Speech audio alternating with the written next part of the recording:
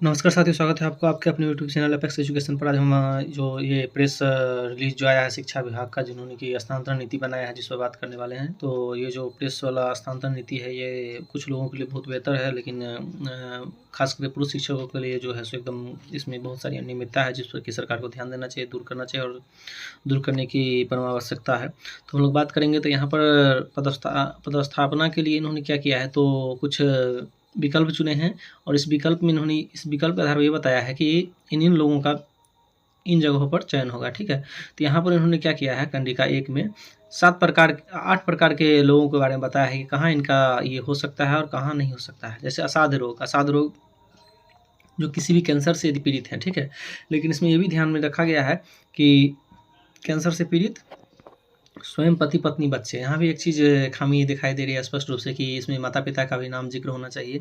क्योंकि एक तरफ सरकार जो है सो बिहार सरकार में ये है कि आप अपने माता पिता का अवहेलना नहीं कर सकते हैं। दूसरी तरफ बिहार सरकार का ही नोटिफिकेशन आया जिसमें कि केवल कौन रुग्णता और दिव्यांगता से प्रभावित होगा, तो स्वयं हो या पति पत्नी हो या बच्चे हो। तो ये चीज़ ठीक नहीं है, इस पर थोड़ा विचार करना चाहिए। इसमें माता पिता को भी ऐड करना चाहिए, बहुत सारी चीज़ इसमें सुधार करने की आवश्यकता है। ठीक है, तो इनका स्थानांतरण कहाँ होगा, तो ये 3 प्रकार जो है सो 3 प्रकार के जो शिक्षक हैं उनका से लगभग स्थानांतरण सेम है। तो विकल्प के आधार पर जो आप पंचायत, नगर निकाय, प्रखंड, अनुमंडल, जिला देंगे, उस हिसाब से आपका स्थानांतरण होगा। ठीक है, और कहाँ नहीं होगा, तो आपका पंचायत नहीं होगा। ठीक है, आपके पंचायत में नहीं होगा और आप जिस पंचायत से आप बिलोंग करते हैं उस पंचायत में आपका नहीं होगा। ठीक है, नगर निकाय में जिससे बिलोंग करती है, आपका घर नगर निकाय में है, तो उसमें आपका नहीं होगा। और अगला है कि वर्तमान पदस्थापना के पंचायत नगर निकाय में नहीं होगा, मतलब जिस पंचायत में भी पदस्थापित है उनका नहीं होगा। सेम चीज़ गंभीर रुग्णता में भी है। ठीक है, गंभीर रुग्णता मतलब कि किडनी या डायलिसिस, किडनी ट्रांसप्लांट, पति पत्नी बच्चे, हृदय रोग से भी स्वयं हो, पति पत्नी बच्चे हो, लीवर या यकृत रोग से स्वयं पति पत्नी बच्चे हो।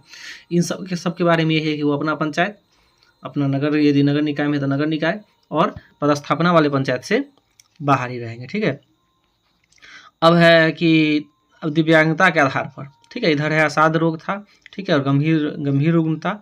अब है दिव्यांगता के आधार पर। अब दिव्यांगता के आधार पर क्या है कि मूक बधिर अस्थि दिव्यांग, स्वयं हो, पति पत्नी हो या बच्चा हो, कोई भी हो।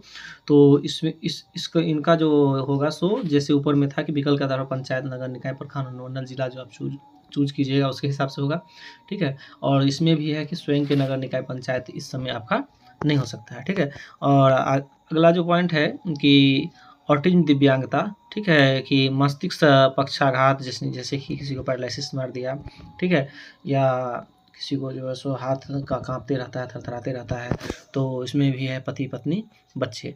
ठीक है, तो इनका भी यही है, पति पत्नी बच्चे का। ठीक है, उसका विधवा का भी सेम है, मतलब विधवा जो होगी सो उनका भी जो पोस्टिंग होगा सो वही जो आप विकल्प में चुनेंगे, पंचायत, नगर पंचायत, प्रखंड, अनुमंडल में। उनका अपना घर, यानी कि लेडीज है चूँकि, इसलिए इनका अपना और पति पत्नी का गृह जिला नहीं होगा। ठीक है, तो महिला है तो महिला के लिए उनके पति का गृह जिला उनको नहीं मिलेगा, और जहाँ पर वो पदस्थापित है वो नहीं मिलेगा। महिला शिक्षिका के लिए सबसे बेटर इसमें किया गया है कि महिला होने के नाते विकल्प के आधार पर, मतलब कि महिला शिक्षा कोई भी रहेगी। ठीक है, कोई भी महिला शिक्षिका इसमें आ सकती है, और उनको भी वो कहाँ जा सकते हैं, तो अपने पंचायत नहीं, मतलब विकल्प में जो पंचायत, प्रखंड, अनुमंडल, जिला चुनेंगे उसमें जाएंगे, लेकिन अपने स्वयं के और पति के गृह पंचायत, नगर निकाय और वर्तमान पदस्थापना के पंचायत, नगर निकाय में नहीं जाएंगे। ठीक है, ये महिला शिक्षिका के लिए है। अब शिक्षिका के पति, अब देखिए, तो शिक्षिका के पति में क्या होगा कि यदि पति पत्नी दोनों शिक्षक शिक्षिकाएं हैं, तो दोनों पति पत्नी यदि शिक्षक हैं और शिक्षिका है, तब उनका क्या होगा कि वो भी जैसे कि महिला के लिए था वैसे ही था। अब इसमें क्या है कि पति का गृह पंचायत, स्वयं का गृह पंचायत और वर्तमान पदस्थापना का पंचायत, नगर निकाय में नहीं होगा। ठीक है, ये चीज़ हो गया। सबसे अंत में रखा गया है पुरुष को, जिनके लिए कि बहुत ही सरकार ने जो बनाया है नियमावली, इस नियमावली में पुरुष के साथ सरकार ने थोड़ा इनकी कहे तो न्याय नहीं किया है। क्योंकि इनमें क्या है कि अब जो जिला के जो दिए गए विकल्प के आधार पर होगा। आप यदि दरभंगा चूज कीजिएगा तो आपका दरभंगा में, ठीक है, देखिए, दरभंगा चूज कीजिएगा, दरभंगा में होगा। अब दरभंगा में कहाँ होगा, कहाँ नहीं होगा, तो आपका जो गृह अनुमंडल नहीं होगा। ठीक है, अब दरभंगा में 3 ही अनुमंडल है ना, अब मान लीजिए 3 अनुमंडल ही हैं, उसमें से आपका गृह मंडल, यदि गृह अनुमंडल आपका मान लीजिए दरभंगा सदर है, दरभंगा सदर में होगा ही नहीं, तो 3-4 ब्लॉक में आपका होगा ही नहीं। तो ऐसे-ऐसे बहुत सारे ज़िले हैं, कुछ ज़िले तो ऐसे भी हैं जहाँ की एक ही अनुमंडल है। अब बताइए कि उस स्थिति में क्या होगा कि उनका जिला से बाहर हो जाएगा। इस पर सरकार को सोचना चाहिए कि अनुमंडल को बदल के प्रखंड किया जाए, गृह प्रखंड से बाहर, ठीक है? जिससे कि पुरुष के लिए भी कुछ राहत भरी खबर होगी, नहीं तो पुरुषों के लिए तो ये काला पानी की सज़ा ही लग रहा है, ठीक है? अब आगे देखिए, अब इसमें कह रहा है कि आप जो दिव्यांगता का ये करेंगे वो सिविल सर्जन के द्वारा निर्गत होना चाहिए और रुग्णता संबंधित प्रमाण पत्र भी उन्हीं से होना चाहिए कि जैसे इनके घर में किसी को किडनी का रोग हुआ है, पति पत्नी बच्चे में से किसी को, तब आपको जो है सो सीधे इसके आधार पर आपको पंचायत और अनुमंडल में आपकी पोस्टिंग की जा सकेगी। अब देखिए क्या-क्या सिद्धांत 2 नंबर में सिद्धांत बनाया गया है। यहाँ पर क्या किया गया है, तो 4 प्रकार के शिक्षकों, विद्यालय अध्यापकों को बाँट दिया गया है, ठीक है? 4 प्रकार के विद्यालय अध्यापक में क्या है, तो एक है कि विविध वेतनमान में नियमित शिक्षक जो बीपीएससी से पहले से नियुक्त थे वो, स्थानीय निकाय द्वारा नियुक्त शिक्षक जो कि 2003 से लेकर 2014 के बीच में जिनका बहाली नियोजित शिक्षक के रूप में हुई थी वो। उसका सक्षमता परीक्षा उत्तीर्ण विशिष्ट शिक्षक। अब देखिए इसमें से ये स्थानीय निकाय द्वारा नियुक्त शिक्षक थे, है ना? और वो सक्षमता और उसके बाद ये सक्षमता परीक्षा जो उत्तीर्ण किए हैं विशिष्ट शिक्षक बने वो, उसका घ में है बीपीएससी द्वारा नियुक्त एवं कार्यरत शिक्षक जो बीपीएससी द्वारा टीआरई 1-2 में हुआ था, जो नियुक्ति हुई थी वो शिक्षक है इसमें, ठीक है? अब क्या है कि विभिन्न प्रकार के कार्यरत शिक्षकों का अनुपात समेकित रूप से, अब यहाँ पर देखिए 4 प्रकार है, चारों का अनुपात दे दिया गया है, ठीक है? जो नियुक्त किए गए थे स्थानीय निकाय के द्वारा नियुक्त किए गए थे उनका, ठीक है? सक्षमता परीक्षा उत्तीर्ण जो विशिष्ट शिक्षक हैं उनका, बीपीएससी शिक्षक है, इनका अनुपात दे दिया गया है 10-30-30, ठीक है? इसका मतलब क्या हुआ कि मान लीजिए यहाँ कहीं पर यदि 10 सीट है, ठीक है? 10 सीट है तो वहाँ पर 3 सीट हो जाएगा बीपीएससी के लिए, 3 सीट हो जाएगा विशिष्ट शिक्षक के लिए, 3 सीट हो जाएगा स्थानीय निकाय द्वारा नियुक्त शिक्षक के लिए और 1 सीट हो जाएगा नियमित शिक्षक के लिए, ठीक है? अब यहाँ पर आप गौर कीजिएगा कि ये जो स्थानीय निकाय द्वारा नियुक्त शिक्षक हैं, ये इसमें वे शिक्षक आएंगे जिन्होंने सक्षमता का परीक्षा नहीं दिया था, ठीक है? तो सक्षमता का परीक्षा उन्होंने नहीं दिया है, लेकिन उनकी भी पोस्टिंग इसमें होने की जो बात है इस खंडिका यानी कि 1 के ख से लग रहा है कि उनको भी पोस्टिंग में आना पड़ेगा, क्योंकि यहाँ पर दे दिया गया स्थानीय निकाय द्वारा नियुक्त शिक्षक। स्थानीय निकाय के द्वारा जो नियुक्त शिक्षक हैं वो शिक्षक वही होंगे जो नियोजित शिक्षक होंगे, लेकिन सक्षमता उत्तीर्ण नहीं हुए हैं या सक्षमता परीक्षा उन्होंने नहीं दिया है, ठीक है? आगे देखिए 2 नंबर में कह रहा है कि विभिन्न प्रकार के शिक्षकों का अनुपात हो गया। अब शिक्षकों का पदस्थापना कंडिका 1 में वर्णित अधिमानता के आधार पर होगा, मतलब कि इसमें सबसे पहले वरीयता दिया जाएगा, सबसे पहला जो वैल्यू होगा वो होगा विहित वेतनमान पर नियुक्त शिक्षक का, दूसरा स्थानीय निकाय द्वारा नियुक्त शिक्षक का, उसका सक्षमता परीक्षा विशिष्ट शिक्षक का, सबसे लास्ट में बीपीएससी द्वारा नियुक्त शिक्षक का। मतलब कि ये उनका जैसे कि यदि कहीं पर एक सीट पर मान लीजिए कि 3 आदमी का आवेदन होगा तो पहले प्राथमिकता मिलेगा इस हिसाब से 1, 2, 3, 4 के हिसाब से। अब है कि किसी भी विद्यालय में विशेष महिला शिक्षकों की पदस्थापना स्थानांतरण की अधिसीमा 70% होगी, मतलब कि महिला की संख्या 70% से ज़्यादा नहीं हो सकती है।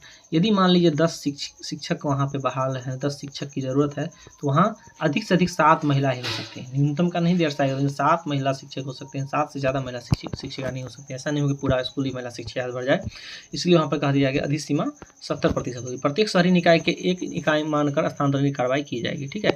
तो आप यदि किसी शहरी इकाई में यदि अप्लाई करते हैं तो उसको एक इकाई माना जाएगा और स्थानांतरण होगा। जैसे कि आप दरभंगा नगर निगम को चुनते हैं तो आपको पूरे दरभंगा में कहीं भी हो सकता है, ठीक है? शिक्षकों को उनके सेवा काल में प्रत्येक 5 वर्ष स्थानांतरण अनिवार्य होगा। ये चीज़ एक नया चीज़ आया है कि आपका स्थानांतरण जो है सो 5 साल में एक बार कर दिया जाएगा, ठीक है?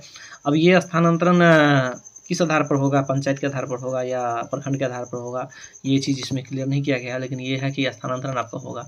अब है कि सेवा काल 1 में कंडिका में रुग्णता एवं दिव्यांगता के क्रमांक 1 से 4 में वर्णित शिक्षक उनके अभ्यादन और विचार करते 5 वर्ष से पहले भी। अब देखिए यदि कंडिका 1 में जो ऊपर दिया गया है कि दिव्यांग शिक्षक जो रहेंगे या रुग्ण रहेंगे, लेकिन ये यदि वो विकलांग रहेंगे, दिव्यांग रहेंगे, उनको फिर से स्थानांतरण चाहिए तो उन पर विचार किया जा सकेगा, ठीक है? और उसका कह रहा है कि 1 से 4 से संबंधित शिक्षाओं को स्वयं रुग्णता दिव्यांगता में ग्रसित होने पर 5 इकाई स्वीकृत मानक वाले विद्यालय में, देखिए जहाँ पर इनकी 5 शिक्षक की स्वीकृति है वहाँ पर 1 शिक्षक जा सकते हैं।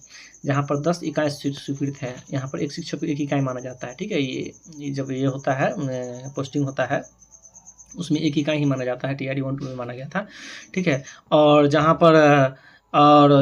पर इकाई और 10 से यदि अधिक रहेगा तब 3 शिक्षक का पदस्थापना, मतलब रुग्णता वाले, ये नहीं कि पूरे विद्यालय में रुग्णता वाले को ही रख दिया जाए।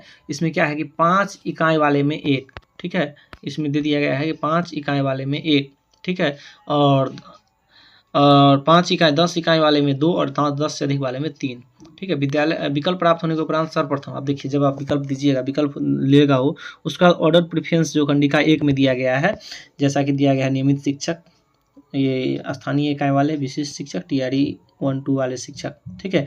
इसके अनुसार जो है वेतनमान नियुक्त नियमित शिक्षक इसी पर क्रम में अवसर दिए जाएंगे।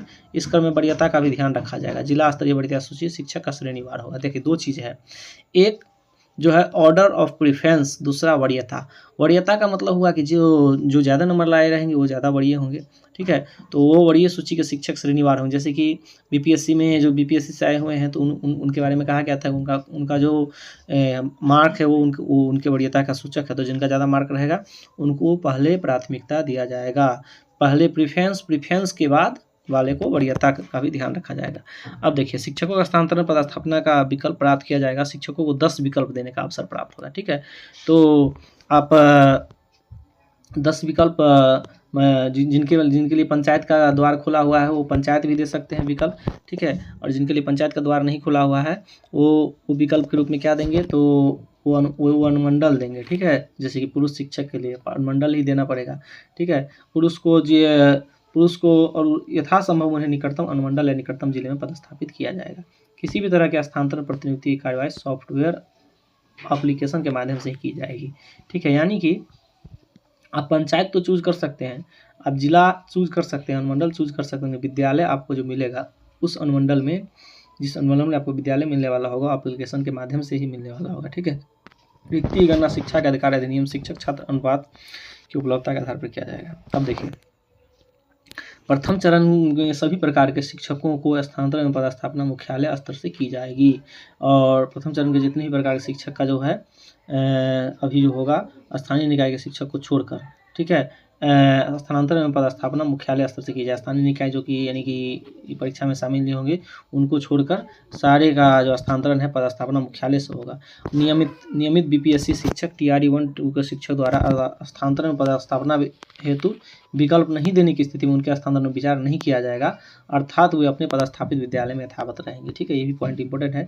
यदि कि कोई शिक्षक ऐसे हैं BPSC से नियमित हैं और TRE 1-2 के शिक्षक हैं, वो चाहते हैं तो अपने पुराने विद्यालय में बने रह सकते हैं, बस इनके लिए है, ठीक है। लेकिन ये स्थानीय निकाय और विशिष्ट शिक्षक के लिए इसमें ये प्रावधान नहीं है कि आपको अपने विद्यालय में बने रह सकते हैं। प्रथम चरण की इस स्थानांतरण पदस्थापना की कार्रवाई में सक्षमता उत्तीर्ण शिक्षक एवं BPSC TRE शिक्षक के लिए राज्य स्तरीय वरीयता के आधार पर अवसर प्रदान किए जाएंगे। देखिए तो वरीयता की जो बात की थी, तो जिला स्तरीय वरीयता होगा वो होगा नियमित, वह होगा विशिष्ट शिक्षक के लिए, और BPSC और TRE शिक्षक के लिए राज्य स्तरीय वरीयता होगा। मतलब राज्य में जो उनका वरीयता क्रमांक था उस वरीयता क्रमांक के अनुसार ही उनको प्रेफरेंस मिलेगा, ठीक है। अगला है कि कंडिका 2-12 के आलोक में की गई कार्रवाई में स्थानीय स्थानांतरण कार्रवाई के RTE मानक के अनुरूप शिक्षक अनुपात में विभिन्न श्रेणी में शिक्षकों के मध्य संतुलन बनाए रखने की समिति बनाई जाएगी, ठीक है। अब ये समिति देखिए, समिति से आपको लग रहा है कि सारा काम जिला स्तर से होगा, क्योंकि इसमें जिला पदाधिकारी है, उप विकास आयुक्त है, जिला शिक्षा पदाधिकारी, जिला कार्यक्रम पदाधिकारी, जिला पदाधिकारी द्वारा अनुसूचित जनजाति श्रेणी के मनोनीत एक पदाधिकारी, जिला पदाधिकारी मनोनीत एक महिला वरीय उप समाहर्ता, इसमें सभी जिले के ही लोग रहेंगे, ठीक है। और कार्रवाई के उपरांत भविष्य में यदि कभी भी जिला स्थानांतरण होगा उसके लिए ये रहेंगे, प्रमंडल के लोग रहेंगे, ठीक है।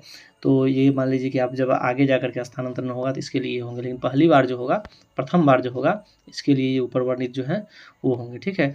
और कार्रवाई के बाद भविष्य में शिक्षकों का अंतर जिला स्थानांतरण मुख्यालय द्वारा किया जाएगा। इस हेतु गठित समिति का स्वरूप निम्न होगा। अब देखिए भविष्य में यदि किया जाएगा तो जैसे सचिव शिक्षा विभाग अध्यक्ष होंगे, इसके निदेशक प्राथमिक शिक्षा सदस्य होंगे और निदेशक माध्यमिक शिक्षा भी इसके सदस्य होंगे, ठीक है। जिले के भीतर स्थानांतरण समिति किसी भी विसंगति के मामले में जिला स्थापना समिति द्वारा निपटारा किया जाएगा। कोई भी विसंगति या कोई प्रॉब्लम हो गया, कोई कमी आ गया तो इसको निपटारा कौन करेगा, तो इसके लिए जिला स्थापना समिति करेंगे, ठीक है। स्थानीय राजनीति में संलिप्तता, अब देखिए इसमें ये भी है कि आप यदि टीचर हैं और कुछ गड़बड़ कर रहे हैं, जैसे राजनीति में संलिप्त हैं, वित्तीय अनियमितता किए हैं, नैतिक अधमता किए हैं, कोई नैतिक पतन वाला काम किए हैं, गंभीर आरोप से प्रमाणित होने की स्थिति में विद्यालय एवं छात्र के हित में शिक्षक का स्थानांतरण प्रमंडलीय आयुक्त निदेशक द्वारा जिले से बाहर किया जाएगा। तो ये सजा स्वरूप आप उसे शिक्षक को जिले से बाहर कर दिया जाएगा। मामले में संबंधित शिक्षक के विरुद्ध विभागीय कार्रवाई भी की जाएगी। इस नीति के इतर प्रशासनिक कारणों से अभिलिखित करते हुए जिला पदाधिकारी, प्रमंडलीय आयुक्त एवं शिक्षा विभाग के द्वारा प्रशासनिक दृष्टिकोण से शिक्षकों का हस्तांतरण किया जाएगा। अब एक सामान्यतया शिक्षकों की प्रतिनियुक्ति नहीं की जाएगी, ठीक है, यानी कि अभी जो डिप्टेशन होता है वो नहीं होगा, लेकिन अति आवश्यक होने पर जिला स्थापना समिति द्वारा 3 माह के लिए प्रतिनियुक्ति का आदेश दिया जा सकेगा। इस आदेश के नवीनीकरण के संबंध में समिति का निर्णय लिया जा सकेगा।